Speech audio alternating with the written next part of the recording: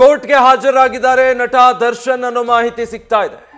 ಪವಿತ್ರ ಗೌಡ ಮತ್ತೆ ದರ್ಶನ್ ಬೆಂಗಳೂರಿನ 57ನೇ ಸಿಸಿಎಚ್ ಕೋರ್ಟ್ಗೆ ಹಾಜರಾಗಿದ್ದಾರೆ. ರೇಣುಕಾಸ್ವಾಮಿ ಕೊಲೆ ಕೇಸ್ನ ಆರೋಪಿಗಳು A1 ಪವಿತ್ರ ಗೌಡ, A2 ನಟ ದರ್ಶನ್ 57ನೇ ಸಿಸಿಎಚ್ ನ್ಯಾಯಾಲಯಕ್ಕೆ ಇವತ್ತು ಹಾಜರಾಗಿದ್ದಾರೆ. ಕಪ್ಪು ಟಿ ಶರ್ಟ್ನಲ್ಲಿ ದರ್ಶನ್ ಕೋರ್ಟಿಗೆ ಆಗಮಿಸಿದ್ದಾರೆ. ದರ್ಶನ್ರ ಜೊತೆಗೆ ನಟ ಧನ್ವೀರ್ ಕೂಡ ಕೋರ್ಟಿಗೆ ಆಗಮಿಸಿದ್ದಾರೆ. ಅದೇ ವಿಜುವಲ್ಸ್ ನೀವೀಗ ಗಮನಿಸ್ತಾ ಇದ್ದೀರಿ. ಕೊಲೆ ಕೇಸಿಗೆ ಸಂಬಂಧಪಟ್ಟ ಹಾಗೆ ಚಾರ್ಜಸ್ ಫ್ರೇಮ್ ನಿಗದಿಯಾಗೋ ಸಾಧ್ಯತೆ ಇದೆ. ಹೀಗಾಗಿ ಇವತ್ತು ಕೋರ್ಟಿಗೆ ಹಾಜರಾಗಿದ್ದಾರೆ. ಇದಕ್ಕೂ ಮುಂಚಿನ ವಿಚಾರಣೆಗೆ ನಟ ದರ್ಶನ್ ಕೋರ್ಟಿಗೆ ಹಾಜರಾಗಿರಲಿಲ್ಲ ಒಮ್ಮೆ. ಆ ಸಂದರ್ಭದಲ್ಲಿ ಎಚ್ಚರಿಕೆ ಕೊಡಲಾಗಿತ್ತು. ಸುಮ್ಮನೆ ನೆಪಗಳನ್ನ ಹೇಳಿ ವಿಚಾರಣೆ ತಪ್ಪಿಸ್ಕೊಳ್ಬಾರ್ದು. ಏನೋ ತೀರಾ ಅನಿವಾರ್ಯತೆ ಇದೆ, ಆರೋಗ್ಯ ಸಮಸ್ಯೆ ಅಂತ ಆದರೆ ಮಾತ್ರ ಕೋರ್ಟ್ ಗಮನಕ್ಕೆ ತಂದು ಅದರಿಂದ ವಿನಾಯಿತಿ ಕೇಳ್ಬೋದು.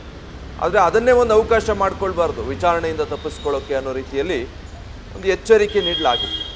ಇವತ್ತಿನ ವಿಚಾರಣೆಗೆ ನಟ ದರ್ಶನ್ ಆಗಮಿಸಿದ್ದಾರೆ. ಮತ್ತೊಂದು ಕಡೆ ಪವಿತ್ರ ಗೌಡ ಕೂಡ ಬಂದಿರೋದನ್ನು ಗಮನಿಸ್ತಾ ಇದ್ದೀರಾ.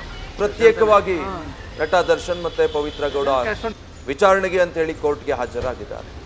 ರೇಣುಕಾಸ್ವಾಮಿ ಕೊಲೆ ಪ್ರಕರಣಕ್ಕೆ ಸಂಬಂಧಪಟ್ಟ ಹಾಗೆ ಜಾಮೀನು ಕೊಡೋ ಸಂದರ್ಭದಲ್ಲಿ ಆ ಷರತ್ತು ವಿಚಾರಣೆ ಇದ್ದಾಗಲೆಲ್ಲ ಕೋರ್ಟ್ ಮುಂದೆ ಹಾಜರಾಗಬೇಕು ಎಲ್ಲ ಆರೋಪಿಗಳು ಅಂತ.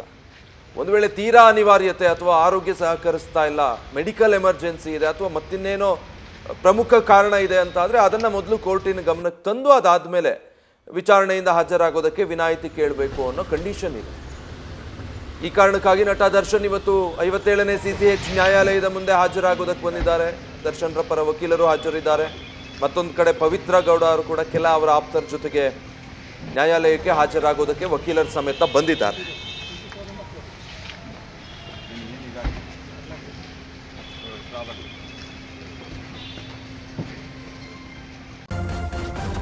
ನ್ಯೂಸ್ ಫಸ್ಟ್ ನಿರ್ಭೀತಿಯಿಂದ ನಿಮ್ಮ ಪರವಾಗಿ.